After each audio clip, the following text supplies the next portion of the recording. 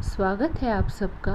आइए आज सुनते हैं मालती जोशी जी की लिखी कहानी तुम मेरी राखो लाज। प्रतीक्षा कुछ ज़्यादा ही लंबी हो चली थी। बरामदे में बैठे सब लोग ऊँघने से लगे थे। तभी कॉरिडोर से आती भारी पदचाप सुनाई दी और सब के सब एकदम सतर्क हो गए। यह अस्पताल की चिर परिचित सिस्टर लोगों की सौम्य किंतु सधी हुई पदचाप नहीं थी, बल्कि पुलिस के जूतों की भारी भरकम आवाज़ थी। पुलिस का वह सिपाही हमारे सामने से गुजरता हुआ बाहर निकल गया। कुछ ही पल बाद वह लौटा तो अकेला नहीं था, इंस्पेक्टर शुक्ला भी उसके साथ थे। होश में आ गई है शायद, एक सम्मिलित स्वर उभरा। संभवतः मैं उठ खड़ी हुई, पर मुझे इशारे से वहीं रोक दिया गया। मन मारकर मैं बैठ गई। अब सबकी चौकन्नी नज़र मुझ पर थी। उसकी माँ, उसका भाई, उसकी बहन, सब मुझे घूर रहे थे। उनकी नज़रों में एक अभियोग साफ साफ झलक रहा था। उन घूरती हुई आंखों से बचने के लिए मैं बाहर लॉन में आकर बैठ गई। उस छोटे से लॉन में कई लोग बैठे हुए थे, सब अपनी अपनी मुसीबत के मारे, सब अपनी अपनी चिंताओं में डूबे हुए। मेरी ओर देखने की किसी को फुर्सत नहीं थी। कोई नहीं जानता था कि यहाँ जो औरत बैठी हुई है वह कल तक एक शहीद की माँ थी, पर आज मैं क्या हूँ, यह तो संध्या का बयान ही तय करेगा। उसके परिजनों की आंखों में अगर अविश्वास, संशय या तिरस्कार है तो वह अस्वाभाविक नहीं है। संध्या को आत्महत्या के लिए प्रेरित करने के लिए अगर वे मुझे उत्तरदायी मान रहे थे तो इसमें आश्चर्य नहीं था।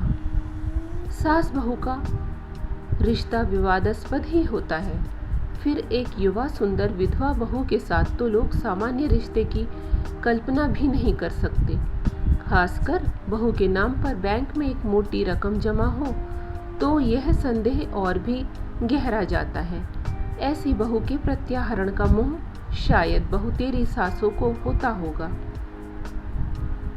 पर मुझे विश्वास था कि संध्या मुझ पर यह तोहमत नहीं लगाएगी। इतना बड़ा झूठ वह बोल नहीं सकती, लेकिन अगर वह सच बोल गई तो तब उस शर्म को मैं कैसे झेल पाऊंगी। उस सच से तो कोई भी झूठ बेहतर है। मैं तो परमात्मा से प्रतिक्षण यही मना रही हूँ कि भले ही वह मुझे कटघरे में खड़ा कर दे, पर सच न बोले। कल सुबह से मैं यहाँ अस्पताल में बैठी हूँ। खबर पाते ही बम्बई से उसकी माँ और भाई तथा दिल्ली से उसकी बहन आ पहुँची है। मेरी बेटी सविता भी लखनऊ से चल पड़ी है।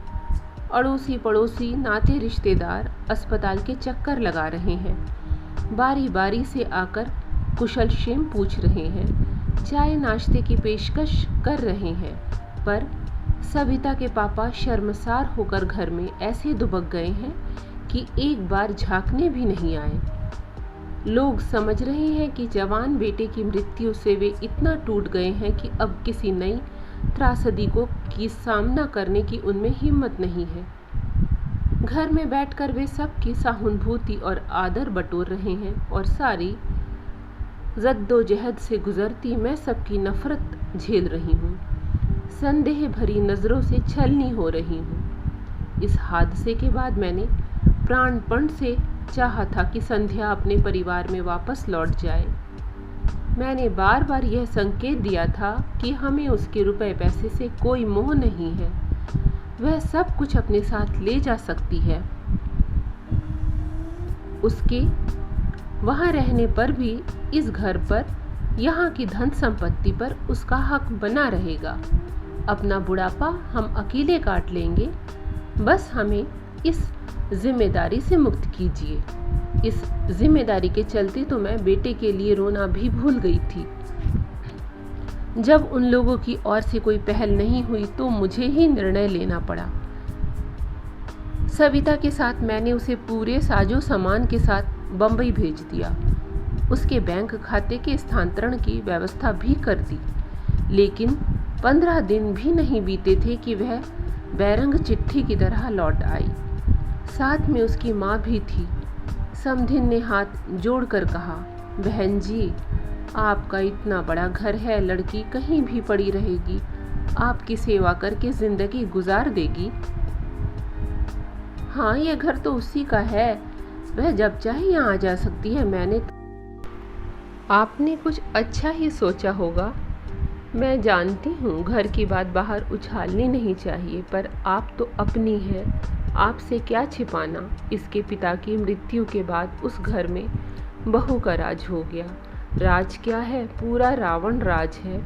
हम माँ बेटी ने कैसे दिन गुजारे हैं मैं जानती हूँ, इसीलिए मैंने इसकी पढ़ाई भी पूरी नहीं होने दी, जल्दी शादी कर दी। सोचा था अपने घर में सुख से रहेगी, पर भाग्य में हो तब तो। उसकी शादी के खर्च को लेकर बहू जब तब ताने देती है। अब अगर वह हमेशा के लिए आ गई तो वह हमारा जीना मुश्किल कर देगी।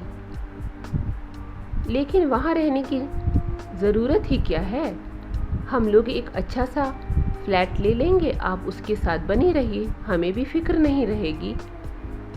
लेकिन मैं तो सब दिन बैठी नहीं रहूँगी उसके बाद। बहन, हम भी तो कोई अमरपट्टा लेकर नहीं आए हैं, जाना तो हमें भी है, और जितनी जल्दी जाए उतना अच्छा। पर जाने से पहले उसका ठिकाना करके जाना है, अच्छा घर वर देखकर उसकी शादी कर देनी है। इतनी बड़ी पहाड़ सी जिंदगी वह अकेले कैसे काटेगी।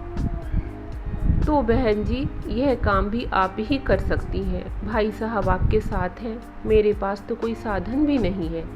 इसके भाई भाभी लालच में आ गए तो दूसरी शादी भी नहीं होने देंगे, जिंदगी भर इसके पैसों पर कुंडली मार कर बैठ जाएंगे। आपको अपने बेटे पर जरा भी एतबार नहीं है। बेटा अपना है तो क्या हुआ, बहू तो पराए घर से आई है।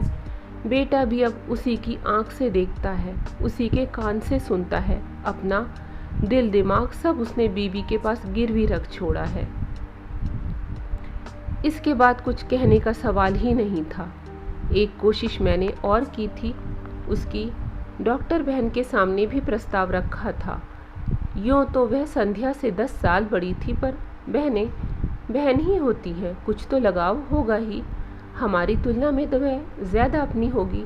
हम लोगों का साथ ही कितना था, कुल जमा 1.5 साल। उससे भी आधे दिन वह पति के साथ या फिर पीहर में रही थी। लेकिन उसकी बहन ने भी मेरा अनुरोध स्वीकार नहीं किया। बोली, आंटी जी, डॉक्टर हूँ मैं, दिन में 15 घंटे बाहर रहती हूँ, कभी कभार रात को भी जाना पड़ जाता है। इनका क्लिनिक घर पर ही है, कभी कोई ऊंच नीच हो गई तो मुसीबत होगी। मतलब वह कोई खतरा लेना नहीं चाहती थी। अब उसे कैसे समझाती कि इस ऊंच नीच का तो मुझे भी डर है, इसीलिए तो मैं तुम सबकी चिरौरी कर रही हूँ। कैसे कहती कि औरत, खासकर अकेली औरत, इनकी कमजोरी है। पर अपने पति के बारे में यह सब कहना अपने आप को गाली देने जैसा है। इसीलिए तो सारी उम्र ओठ सीकर इस दर्द को पीती रही हूँ। जानती हूँ कि जब पुरुष की नीयत खराब होती है तो जाति, उम्र, रिश्ते, सारी चीज़ें गौड़ हो जाती हैं। इसके चलते मैंने कितनी नौकरानियों को भुगता है मैं ही जानती हूँ। रिश्ते की बहनों और नंदों की मैंने मजबूरन चौकीदारी की है। पड़ोसिनों से भी कभी दुआ सलाम के आगे संबंध नहीं बढ़ने दिए। पूरी जिंदगी बहुत चौकस रही हूँ मैं, घर की इज्जत पर आंच नहीं आने दी। पर अब मुझसे यह सब नहीं हो सकेगा। टूटा हुआ मन और थका हुआ शरीर लेकर मैं पराई लड़की की जिम्मेदारी कैसे संभाल पाऊंगी। मेरा मन उसी दिन कांप गया था जब शोक से बेहाल संध्या को इन्होंने अंक में भर लिया था। दुख की उस कातर घड़ी में सोचने समझने की शक्ति लुप्त हो गई थी, फिर भी वह दृश्य मेरे अवचेतन में उतर गया था। अपनी सूजी हुई आंखें लेकर सविता ने उसी क्षण मेरी ओर देखा था। पल भर को हमारी नजरें मिली थीं और उसने तुरंत आगे बढ़कर संध्या को गले लगा लिया था। बेचारी लड़की अपने पापा के चरित्र के इस पहलू को जानती है, इसीलिए अतिरिक्त रूप से सजग रहती है। घरेलू पार्टियों में जब पापा ज़्यादा बेतकल्लुफ़ होने लगते थे तो वह भी तृष्णा से मुंह फेर लेती थी। पापा अगर उसकी सहेलियों की चोटी खींचते, पीठ पर धौल जमाते या गले या गाल में चिकौटी काट लेते तो उसका चेहरा तमतमा जाता। मुझसे अक्सर कहती, मामा स्कूल में आप ही आया करो। पापा बिना बात के मैम की साड़ी वाड़ी की तारीफ़ कर देते हैं, बड़ा ऑकवर्ड लगता है। मैंने कितनी बार कहा है कि हम लोग अंग्रेज़ नहीं हैं। हमारे यहाँ किसी महिला के कपड़ों की तारीफ़ करना, हेयर स्टाइल या चूड़ी बिंदी पर कमेंट करना अच्छा नहीं समझा जाता। पर इन्होंने कभी मेरी बात नहीं मानी, उल्टे मुझ पर बिगड़ते। तुम्हारा तो दिमाग ही खराब है, हर बात का गलत मतलब निकाल लेती हो। तो संध्या का मेरे पास रहना तय हो गया। मुझे लगा जैसे मैंने अपने आंचल में अंगार भर लिए हैं। 15-20 दिन सविता को मैंने रोक लिया। वह साई की तरह संध्या के साथ बनी रही, पर वह भी कितने दिन रहती। उसका भी घर बार, बच्चे थे, बूढ़े सास ससुर थे। उसे तो जाना ही था। अपनी मुसीबत हमें भुगतनी थी। अपना दुख पीकर मैं बहू के घाव सहलाने में जुट गई, पर इन्होंने मुझे मौका ही नहीं दिया। उसका पूरा भार इन्होंने अपने ऊपर ले लिया। इनकी सारी दिनचर्या उसी धुरी पर घूमने लगी। सुबह शाम पेपर पढ़ना, न्यूज़ सुनना, सीरियल्स देखना, सब साथ साथ होने लगा। दोपहर में कैरम या लूडो खेला जाता, उसे ब्रिज का गेम सिखाया जाता, उसके लिए लाइब्रेरी लगवाई गई, उसके लिए नई नई कैसेट्स और सीडी घर में आने लगी। फिर एक दिन इन्होंने घोषणा की कि वे संध्या को ड्राइविंग सिखाएंगे। मैंने कहा, देखिए, जो कुछ दिल बहलाव करना है घर में बैठ कर कीजिए। बाहर 4 लोग देखेंगे तो 4 तरह की बातें करेंगे। लोगों को किसी के सुख दुख से कोई मतलब नहीं होता है, वे बस बातें करना जानते हैं। लड़की नाहक बदनाम हो जाएगी। वे एकदम भड़क गए। क्या दकियानूसी सासों की तरह बात करती हो? जिंदगी भर क्या उसे घर में कैद करके रखोगी? जिंदगी भर ना सही, पर कायदे से साल 6 महीने तो घर में रहे। फिर अपनी ही बात काट कर मैंने कहा, हम लोग उसे कॉलेज में दाखिला क्यों नहीं दिलवा दे? वह अपनी छूटी हुई पढ़ाई पूरी कर लेगी। कल को अगर नौकरी करनी हो तो हाथ में ढंग की डिग्री तो होगी। नौकरी क्यों करेगी? क्या तुम्हारे घर में उसके लिए खाने को नहीं है? ओफो, नौकरी की बात तो मैंने यूं ही कह दी थी। मैं तो यह कह रही थी कि कॉलेज जाएगी, थोड़ा खुली हवा में सांस लेगी, हम उम्र लोगों के बीच रहेगी तो उसे भी अच्छा लगेगा। हम लाख कोशिश करें, उसकी उम्र के तो हो नहीं सकते ना। बल्कि मनीष की मृत्यु ने तो मुझे 10 साल और आगे लाकर पटक दिया है। लिहाजा यही तय हुआ। संध्या कॉलेज जाने लगी। उसे एमए इंग्लिश में दाखिला मिल गया। शाम को 5 से 6 तक एक कंप्यूटर क्लास ज्वाइन कर ली गई। दोनों जगह उसे लाने ले जाने का जिम्मा इन्होंने ले लिया। मैं कहती, उसे एक स्कूटी ले दो ना, इस उम्र में यह बेकार आप कब तक ढोएंगे? वे कहते, मुझे और काम भी क्या है, उतना ही समय कट जाता है, आने जाने से थोड़ी ड्राइविंग भी सिखा देता हूँ। 2 व्हीलर तो मैं उसे आज ले दूँ, पर कॉलेज इतनी दूर है, उसके घर लौटने तक हमारी जान सांसत में बनी रहेगी। आजकल के लड़के भी कम शरारती नहीं होते। मैं जाता हूँ तो थोड़ा रोब रहता है, ज़्यादा बदतमीज़ी नहीं करते। इन्होंने तो अपना वक्त बांध लिया था, पर मेरा समय काटे नहीं कटता था। 3 प्राणियों के परिवार में मैं एकदम अकेली पड़ गई थी। गृहस्थी से मन उचट गया था, फिर भी उसे ढोना पड़ रहा था। भूख प्यास गायब हो गई थी, फिर भी दोनों वक्त रसोई में सिर देना पड़ता था। जिस दिन भी थोड़ी कोर कसर रह जाती, वे फौरन कहते, हम लोग तो बूढ़े प्राणी हैं, खिचड़ी खाकर भी जी लेंगे। पर इस लड़की का तो कुछ ख्याल करो, वह तो अपने मुंह से कुछ कहने से रही। 3-4 महीने बाद सविता फिर एक बार चली आई। लाख ससुराल में थी, पर उसका मन तो यहीं अटका हुआ था। जानती थी कि भाई की मृत्यु के बाद मम्मी पापा कितने अकेले पड़ गए हैं। आते ही बोली, मम्मा तुम्हें क्या हो गया है? बीमार हो क्या? इन 4 महीनों में तो तुम आधी भी नहीं रह गई हो। मैंने सूखी हंसी हंसकर कहा, अब इस जन्म में तो मैं मुटाने से रही। तुम्हारा भाई मुझे जिंदगी भर का रोग दे गया है। 2 दिन में ही उसे सारी दिनचर्या समझ में आ गई। बोली, यह क्या है मम्मा, दिन भर तुम ही लगी रहती हो। इसमें नई बात क्या है, तुम्हारी शादी के बाद से तो मैं अकेले ही सब कर रही हूँ, पर अब तो घर में संध्या है, उसे तुम्हारा हाथ बटाना चाहिए। पर उसके पास समय कहाँ है बेटा। क्यों, सुबह उसका कॉलेज होता है, ठीक है, पर शाम का खाना तो बना ही सकती है।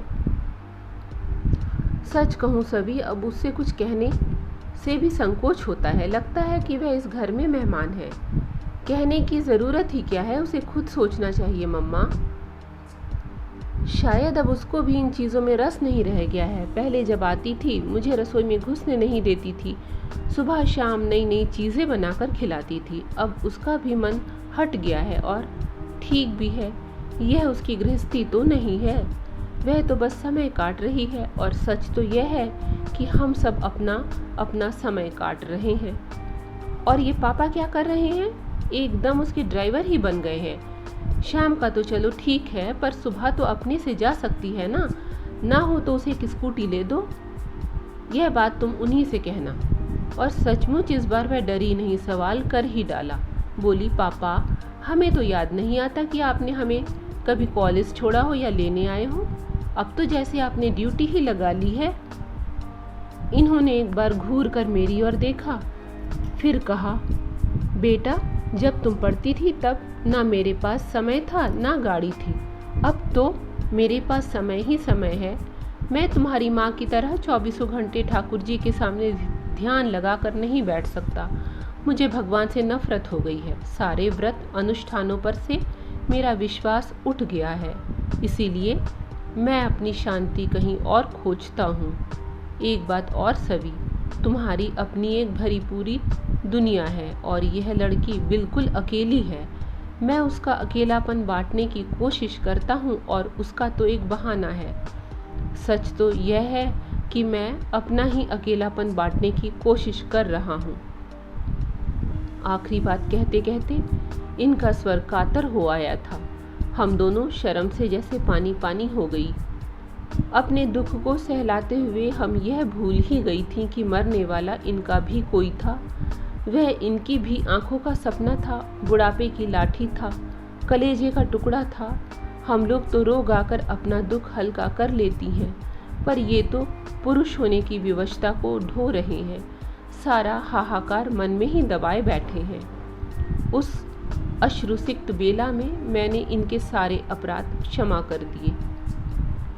नवंबर में नेहा की शादी निकल आई। इकलौती ननद की इकलौती बेटी की शादी थी। अपना सारा शौक समेटकर हमें भात की तैयारी में जुट जाना पड़ा। जब पहली बार खरीदारी के लिए मैं निकली तो लगा जैसे युगों बाद घर की चारदीवारी से बाहर आई हूँ। संध्या और उसके पापा तो इस बहाने से रोज ही बाहर जा रहे थे, पर मैं साल भर से घर में कैद होकर रह गई थी। मंदिर तक जाने का मन नहीं होता था। शादी से 8 दिन पहले कृष्णा भात मांगने आई थी तो साथ में पीले चावल भी लाई थी। निमंत्रण देते हुए बोली, भाभी आप लोगों को पूरे 4 दिन तक वहीं आकर रहना है। 17 को लेडी संगीत में आओगी तो 20 को बेटी की विदा के बाद ही लौटना। शादी में तो खैर आना ही है कृष्णा, पर संगीत वंगीत में मैं नहीं आ सकूंगी। क्यों, क्या करूं, कहीं जाने का मन ही नहीं होता।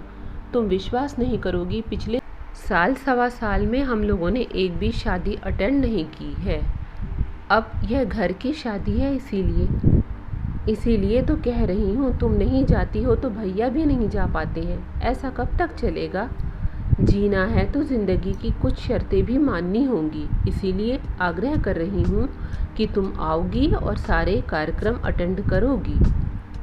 सच कहूँ कृष्णा, इस लड़की को घर छोड़कर कहीं जाने का मन नहीं होता, तो उसे भी लेती आओ ना। ऐसे भी तो सब जगह आती जाती रहती है। सुरेश नरेश बताते रहते हैं कि अक्सर मामा के साथ गाड़ी में दिख जाती है। ज़रूर दिख जाती होगी। सुबह कॉलेज जाती है, शाम को कंप्यूटर क्लास जाती है। लाने ले जाने की ड्यूटी इनकी है। अब क्या करे, इतनी बड़ी ज़िंदगी उसके सामने है, कुछ ना कुछ तो करना ही पड़ेगा। हम लोग तो सब दिन बैठे नहीं रहेंगे। हाँ खैर वो तो ठीक है, कृष्णा ने जैसे उकता कर कहा, पर तुम्हें संगीत में ज़रूर आना है, नहीं तो मैं भात नहीं लूँगी, कहे देती हूँ। और बहू को भी साथ ले आना, उसका भी मन बहल जाएगा। तुम ज़रा अपने से कह देती, मैंने दबी जबान से कहा। पर कृष्णा ने ध्यान नहीं दिया। बहुओं को इतनी लिफ्ट देने के पक्ष में वह नहीं थी। बोली, तुम लोगों से कह तो दिया है, वह क्या तुमसे अलग है? कभी कभी दो शब्द भी लोगों को कितने भारी पड़ जाते हैं। बड़ी मुश्किल से संध्या को राजी किया जा सका। उसके बाद दूसरी समस्या आई, मम्मी जी मैं क्या पहनूं? यह बात नहीं थी कि उसके पास कपड़ों की कमी थी। वह तो रोज़ ही बाहर जा रही थी, अपनी मनपसंद पोशाक और मनपसंद रंग पहन रही थी। मैंने कभी टोका टाकी नहीं की, मेरा तो उस और कभी ध्यान भी नहीं गया। पर यह प्रसंग अलग था और इस बात को संध्या भी समझती थी। वहाँ उसे एकदम वैरागिन बनकर भी तो नहीं ले जाती, फिर भी कुछ सतर्कता बरतना ज़रूरी था। वहाँ तमाम जाति बिरादरी की महिलाएं होंगी, कृष्णा के ससुराल वाले भी होंगे। ज़रा सी चूक हुई नहीं कि सबकी चर्चा के लिए विषय मिल जाएगा। अपनी सारी अलमारी खंगाल कर मैंने उसके लिए मोतिया रंग की एक साड़ी निकाली, मोती मूंगे वाला एक हल्का सा सेट निकाल कर दिया। उसका सहज सौंदर्य उतने से ही खिल उठा। अपने लिए मैंने उससे भी एक हल्के रंग की चंदेरी साड़ी निकाल ली। इन्होंने देखा तो बेहद नाराज़ हुए। तुम दोनों मेरी बहन के यहाँ मंगल गीत गाने चल रही हो या मातम करने? मैंने कहा, प्लीज़ आप हमारे बीच में ना पड़िए। 4 लोगों के बीच में ज़रा सोच समझ कर ही जाना होता है। फिर ये कुछ नहीं बोले पर पूरे समय मुंह फुलाए रहे। हम लोग जब पहुँचे तो कार्यक्रम शुरू हो चुका था। नेहा की सहेलियाँ किसी फिल्मी गीत पर नाच रही थी। हम लोगों के पहुँचते ही कुछ क्षण को नृत्य रुक गया। सबकी आंखें संध्या की ओर उठ गई। उन आंखों में कौतूहल था, करुणा थी, ईर्ष्या थी और उपहास भी। कृष्णा ने आगे बढ़कर मुझे अंक में भर लिया और वरिष्ठों की पंक्ति में लाकर बिठा दिया। संध्या असमंजस में थोड़ी देर तक खड़ी रही, फिर चुपचाप मेरे पास आकर बैठ गई। यहाँ इतनी सारी लड़कियाँ थीं पर किसी ने यह नहीं कहा कि भाभी मेरे पास आकर बैठो। कृष्णा की दोनों बहुओं ने उससे बात भी नहीं की और नेहा ने तो मानो दूसरी दुनिया में ही नेहा विचर रही थी। उसकी सगाई के दिन संध्या ने ही उसे तैयार किया था, पर आज उसे हेलो कहने की भी फुर्सत नहीं थी। मुझे एक और प्रसंग याद आया। मनीष की शादी के 2 महीने बाद ही नरेश की शादी हुई थी। उस समय संध्या नई नवेली दुल्हन थी, पर सबके अनुरोध पर वह इतना अच्छा नाची थी कि मेरा कलेजा गजभर का हो गया था। और आज जैसे वह उस बिरादरी से बहिष्कृत हो गई थी। करीब 9 बजे के आसपास इन्होंने मुझे बुलाया। बोले, ये गाना बजाना तो शायद 12 बजे तक चलेगा। मैं निकलता हूँ, सुरेश या नरेश कोई तुम लोगों को छोड़ देगा। आपका खाना? पुरुषों की पंगत हो चुकी है, अब तुम लोग आराम से खाती पीती रहना। तभी देखा संध्या मेरे पीछे आकर खड़ी हो गई है। धीरे से बोली, मम्मी जी मैं भी पापा के साथ चली जाऊं? एक क्षण मन में दुविधा सी हुई, पर मैंने देखा उसकी आंखें एकदम डबडबाई सी हैं। लगता था अब बरसी कि तब बरसी। जाओ, मैंने कहा और वे दोनों चले गए। वापस आकर बैठी तो कृष्णा की ननद ने पूछा, बहू रानी चली गई? हाँ, मैंने कहा और अनायास मेरा आक्रोश फूट पड़ा। बैठकर करती भी क्या? ना उसे मेहंदी रचानी थी, ना महावर लगाना था, ना गाना गवाना था, ना ठुमके लगाने थे। जिसके लिए आई थी वह अपने में ही मगन है। उसने भाभी की ओर झाँका भी नहीं। सुरेश नरेश की बहुएं उसे ऐसे छिटक रही थी जैसे छू जाएगी तो कोई अनर्थ हो जाएगा। इतनी लड़कियां हैं यहाँ पर, किसी ने पास बैठने तक के लिए नहीं कहा। बेचारी बड़ी बूढ़ियों के बीच बैठी थी। वह तो यहाँ आने के लिए भी कतई तैयार नहीं थी। मैं तो ज़बरदस्ती लिवा लाई और अब पछता रही हूँ। नाहक उसके घाव हरे कर दिए। और यह सब कहते हुए मैं पता नहीं कब सुबकने लगी। घाव संध्या के ही नहीं मेरे भी हरे हो गए थे। मनीष की मृत्यु का यह नया पहलू अपने भयावह रूप में मेरे सामने आया था और मैं दहल गई थी। उधर कृष्णा की जिठानी भुनभुना रही थी। शादी वाले घर में रोकर असगुन कर रही हैं। इन्हें किसने बुला लिया? मैंने बुलाया है, कृष्णा ने कड़क कर कहा। भाभी है मेरी, नहीं आ रही थी, फिर भी मैं जिद करके लाई हूँ। क्या पता था? प्लीज़ कृष्णा, मैंने उसका हाथ पकड़ लिया। मैं पहले ही बहुत शर्मिंदा हूँ, मुझे और शर्मिंदा मत करो। इसके बाद महफिल तो एक तरह से उखड़ ही गई थी। फिर भी खाते खिलाते 12 बज गए। उन लोगों ने शादी के लिए एक वैन ले रखी थी, उसी से सबको घर घर छोड़ा। बेल बजाते हुए सोच रही थी कि ये छूटते ही पूछेंगे इतनी जल्दी कैसे आ गई, पर मैं कुछ बताऊंगी नहीं, मुझे ही डांट पड़ेगी कि वहाँ तमाशा करने की क्या ज़रूरत थी। पर इन्होंने कुछ नहीं पूछा, दरवाज़ा खोलकर चुपचाप बिस्तर पर चले गए। रोज़ 12 बजे तक चलने वाला टीवी भी आज बंद था। कपड़े बदलते हुए देखा, इनके बाएं हाथ पर पट्टी बंधी हुई थी। मेरी पुरानी साड़ी को फाड़कर बेतरतीब से बांधी हुई थी। यह हाथ में क्या हुआ? कट गया। कैसे? थोड़ी देर चुप रहे, फिर बोले दरवाजे में आ गया था। दरवाजे में कैसे? इन्होंने कोई उत्तर नहीं दिया, करवट बदल कर लेट गए। ठीक तो है, जब हमें कोई तकलीफ होती है किसी की पूछताछ भी अच्छी नहीं लगती। कुछ लगाया था? डिटॉल लगाया था। इनके स्वर में बेजारी थी। बाथरूम जाते हुए देखा, खून के छींटों की एक कतार सी थी। वॉश बेसिन में भी छींटे थे। शायद पानी की धार के नीचे हाथ रखा होगा। फिर कुछ पूछने का मन हुआ, पर इनकी नाराज़गी के डर से चुप रही। बाल्टी में साबुन घोलकर मैंने पूरे फर्श पर पोछा सा लगा दिया। पोछा लगाते हुए अचानक याद आया, संध्या सो गई? पता नहीं उसने कुछ खाया कि नहीं। वहाँ से तो वैसे ही चली आई थी। पता नहीं, तुम ही पूछ लो। मुझे आश्चर्य हुआ, और दिन तो मुझसे ज़्यादा ही नहीं उसकी फिक्र रहती थी। उसकी सुख सुविधा का ध्यान मुझसे ज़्यादा ये रखते थे। कई बार तो इस बात पर हम लोगों की झड़प भी हो जाती थी। मैंने दोबारा इनसे कुछ पूछना ठीक नहीं समझा, खुद ही उसके कमरे में चली गई।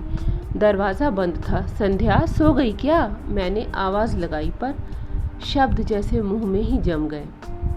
संध्या के दरवाजे के पास भी खून की बूंदें थी, जो हमारे कमरे तक चली आई थी।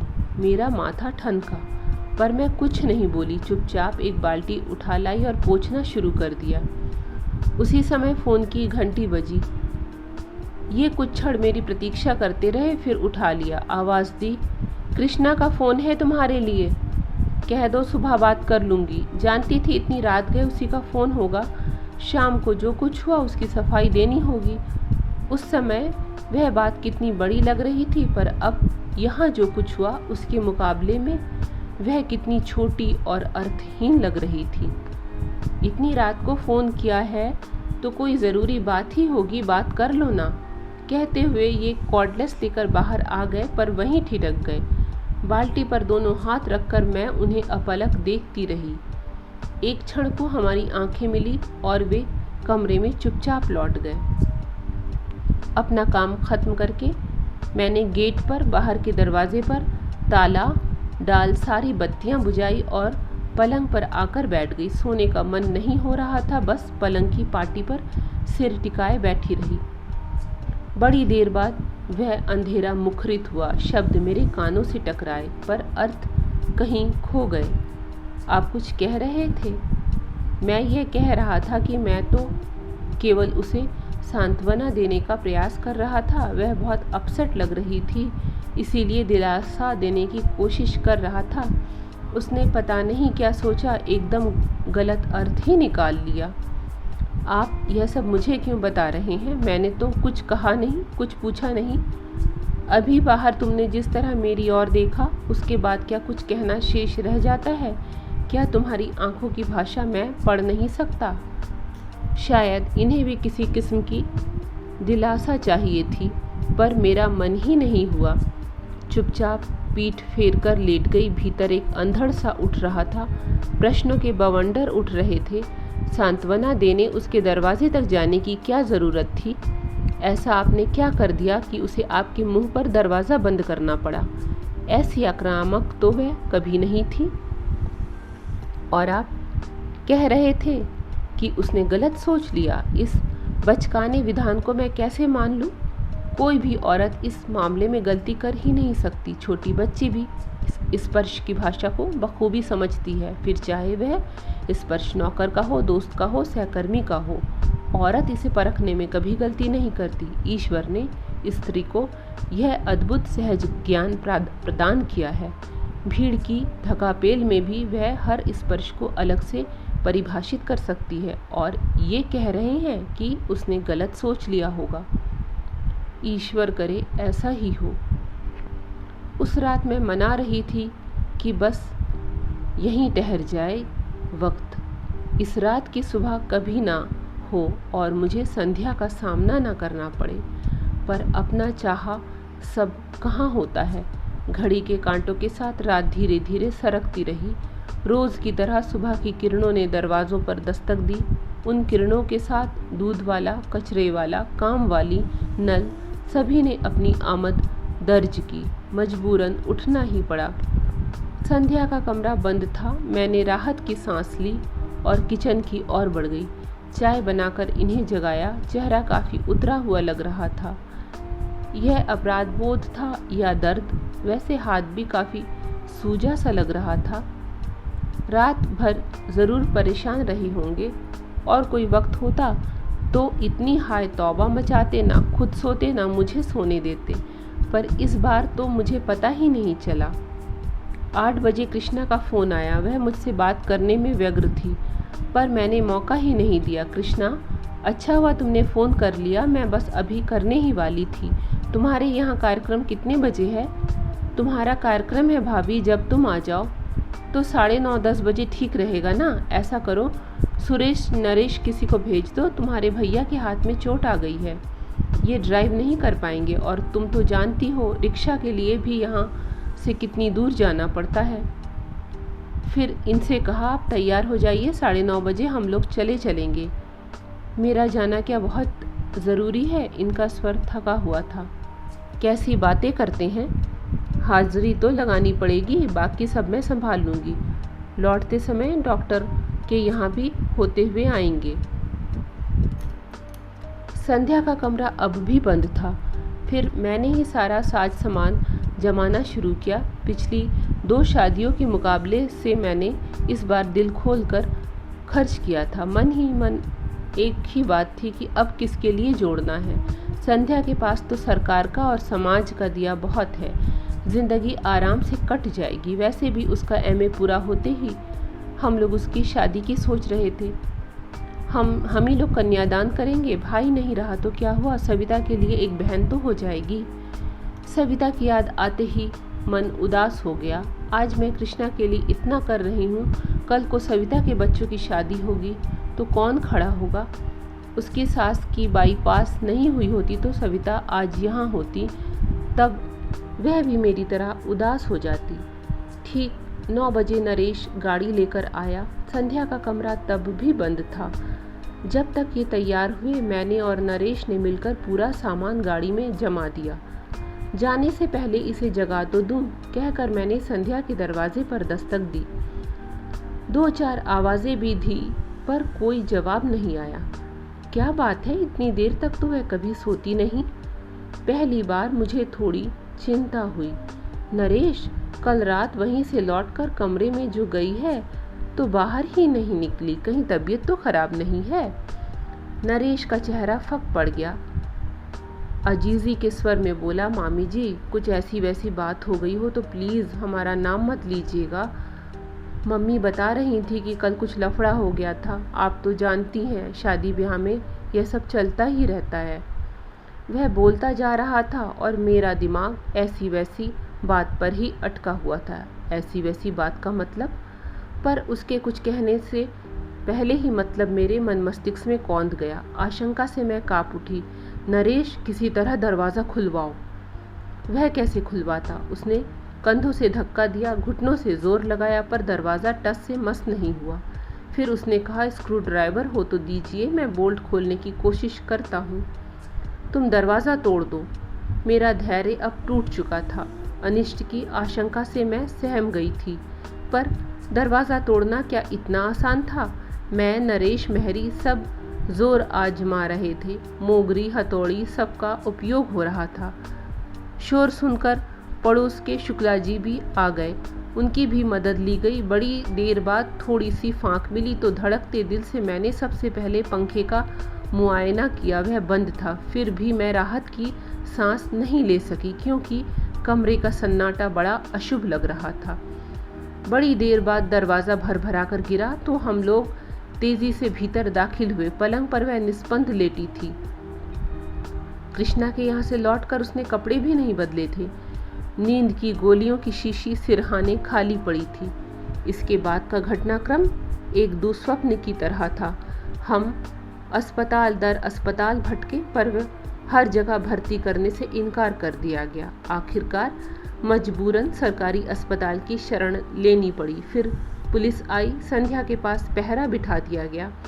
सबके बयान हुए। अड़ोसी पड़ोसियों से, रिश्तेदारों से, उसके सहपाठियों से पूछताछ हुई। उसके भाई बहनों को फ़ोन किए गए। बेचारा नरेश इस हंगामे के बीच मामा जी की पट्टी करवा लाया था। पता चला 3 उंगलियों में हेयर लाइन फ्रैक्चर है और छोटी उंगली का एकदम कचूमर ही निकल गया है। अच्छा हुआ कि इस समय सबका ध्यान संध्या की ओर था। इनके एक्सीडेंट के बारे में किसी ने उत्सुकता नहीं दर्शाई, नहीं तो किस किस को क्या क्या कैफियत देती। नरेश के जाने के बाद एक बात याद आई। घर में जब दरवाजे के साथ जोर आजमाइश हो रही थी, ये आंखें बंद किए आराम कुर्सी में चुपचाप लेटे हुए थे। जब हम लोग संध्या को उठाकर बाहर ले जा रहे थे, तब भी इन्होंने सिर उठाकर या आंख खोलकर नहीं देखा। इस बात को अब 24 घंटे से ज़्यादा बीत चुके हैं, शायद 28 घंटे। तब से मैं अस्पताल में ही बैठी हूँ। इतनी देर तक मैं ईश्वर से लगातार संध्या के जीवन की भीख मांग रही थी, और अब जबकि वह होश में आ गई है, मैं मना रही हूँ कि भले ही मुझे कटघरे में खड़ा कर दे, पर सच ना बोले। मुझे जेल की सलाखों के पीछे रहना मंजूर है, पर इस उम्र में यह शर्म बर्दाश्त नहीं कर पाऊंगी। आंटी जी, मैं अपने विचारों में इस कदर खोई थी कि इस आवाज़ को पहचानने में थोड़ा समय लगा। सिर उठाकर देखा, संध्या की बहन खड़ी थी। आप यहाँ बैठी हैं, और आपके लिए हमने पूरा अस्पताल छान मारा। उसका स्वर एकदम शांत था, और मैंने गौर किया कि चेहरा भी तनाव रहित था। फिर भी मैंने डरते डरते पूछा, संध्या कैसी है? अब खतरे से बाहर है, पर कमज़ोरी तो अभी रहेगी। चलिए ना, आपको बहुत याद कर रही है। मैंने उठना चाहा, पर पाँव जैसे जम से गए थे। उसी ने सहारा देकर उठाया। चलते समय भी उसने मेरा हाथ नहीं छोड़ा। आप लोग उस दिन किसी शादी में गए थे? चलते हुए उसने पूछा। हाँ, क्यों? मेरा गला सूखने लगा था। वह बता रही थी कि मनीष की मृत्यु के बाद पहली बार ऐसे फंक्शन में गई थी, इसीलिए उस माहौल को बर्दाश्त नहीं कर सकी। संध्या ही क्यों, साल भर से हम लोग भी किसी शादी में नहीं गए थे, पर यह घर का मामला था, जाना पड़ा। वही तो आप दोनों की बड़ी तारीफ कर रही थी। कह रही थी कि आप लोगों ने कभी एहसास नहीं होने दिया कि वह विधवा है, इसीलिए वह भी इस सच को भूल सा गई थी। पर शादी में जब इसी सच का सामना करना पड़ा तो उसे धक्का लगा, वह सह नहीं पाई। यह तो कहिए कि समय से इलाज हो गया, वरना। ईश्वर तेरा लाख लाख शुक्र है, मैंने दोनों हाथ जोड़कर कहा। मेरे हाथ काँप रहे थे, आवाज़ लरज रही थी, पैर जवाब दे रहे थे। 2 दिनों की भूख, प्यास, अनिद्रा और दुश्चिंता सब एकदम मुझ पर हावी हो गए। 2 कदम चलना मेरे लिए दूभर हो गया। लड़खड़ाकर मैं वहीं एक बेंच पर धम से बैठ गई। मुंह से बस इतना ही निकला, थैंक यू संध्या। ये थी कहानी तुम मेरी राखो लाज। कहानी सुनने के लिए आप सबका धन्यवाद।